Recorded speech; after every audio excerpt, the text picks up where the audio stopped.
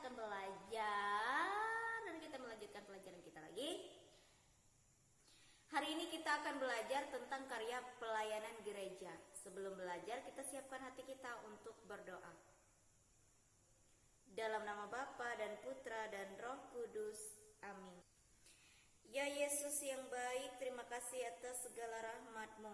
Sebelum Engkau terangkat ke surga, Engkau memberi perintah kepada para murid untuk mewartakan, mengajar, serta menguduskan semua bangsa.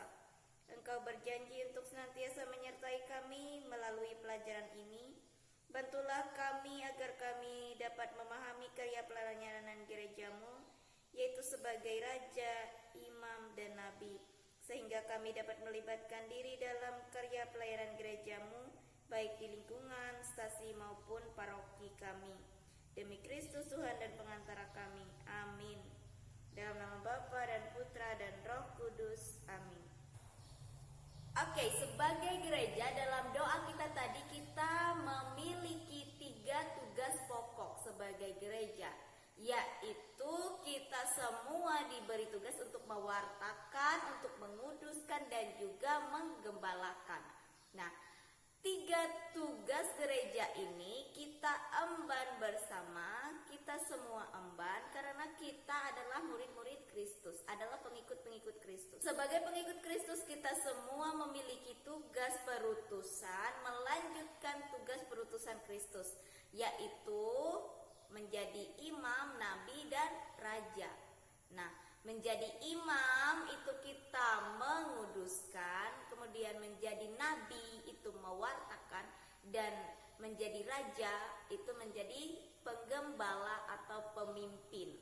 Jadi kita semua memiliki 3 tugas pokok sebagai gereja, sebagai umat Allah, sebagai anggota persekutuan, yaitu mewartakan, menguduskan, dan menggembalakan atau memimpin. 3 tugas pokok ini kita laksanakan dalam diri kita sendiri dulu, baru kemudian ke orang lain, ke kelompok kecil sampai ke kelompok yang besar. Nah, 3 tugas ini adalah karya pelayanan kita sebagai gereja. Ya, mewartakan sebagai nabi, kita mewartakan kerajaan Allah itu. Mewartakan itu sudah berkali-kali dan berulang kali disampaikan bahwa kita melalui kata dan perbuatan kita menggambarkan bahwa kita adalah pengikut Kristus. Menjadi pengikut Kristus berarti kita mewartakan kerajaan Allah. Mewartakan kerajaan Allah itu dengan apa? Dengan berbuat kebaikan, melakukan kebenaran, dan sebagainya. Membuat orang lain merasa senang, merasa sukacita, merasa gembira ketika bertemu kita. Itu kita mewartakan kerajaan Allah. Kemudian tugas sebagai imam yaitu menguduskan. Kita semua diarahkan kepada hidup kudus. Kita semua tidak ada yang kudus, tetapi kita diarahkan supaya hidup kudus. Dengan apa? Rajin berdoa, membaca kitab suci, beribadah, misa, ya. Dan sekarang kita masuk pada bulan Oktober, di mana kita setiap hari berdoa rosario. Oke. Lalu yang ketiga, tugas sebagai raja. Sebagai raja berarti memimpin atau menggembalakan. Kita semua adalah pemimpin. Pemimpin untuk diri kita sendiri maupun pemimpin untuk orang lain. Sebagai pemimpin, bagaimana sikap kita?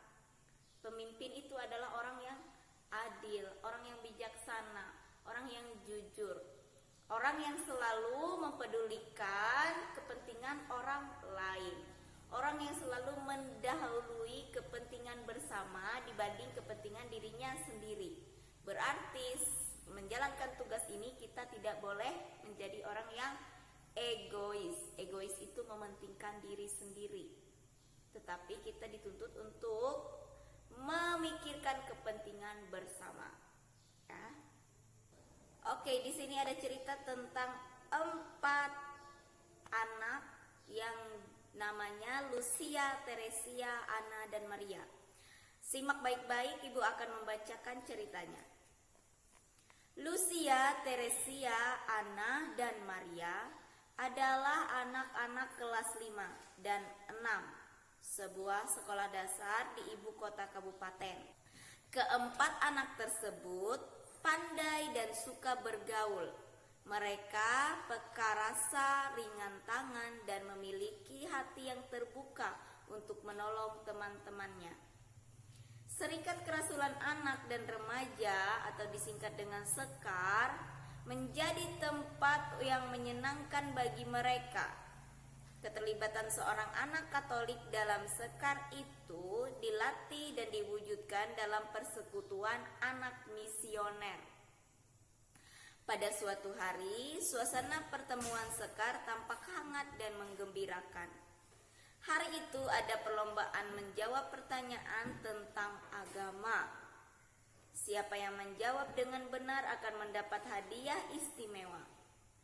Pertanyaan itu berbunyi, menurut kamu, apakah tugas pokok dari seorang Katolik sebagai anggota gereja? Lalu Lucia menjawab. Yang pertama Lucia ya, jawaban Lucia adalah, bagi saya tugas seorang Katolik sebagai anggota gereja adalah mewartakan ajaran Yesus Kristus. Pelajaran agama yang diterima bukan untuk diketahui saja, tetapi harus diwartakan kepada orang lain. Kemudian Teresia mengangkat tangan dan menjawab. Jawaban Teresia, bagi saya tugas utama seorang Katolik ialah melaksanakan ibadat.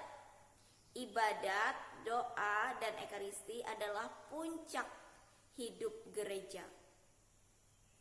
Kemudian jawaban dari Anna. Setelah Teresia, Anna mengangkat tangan lagi.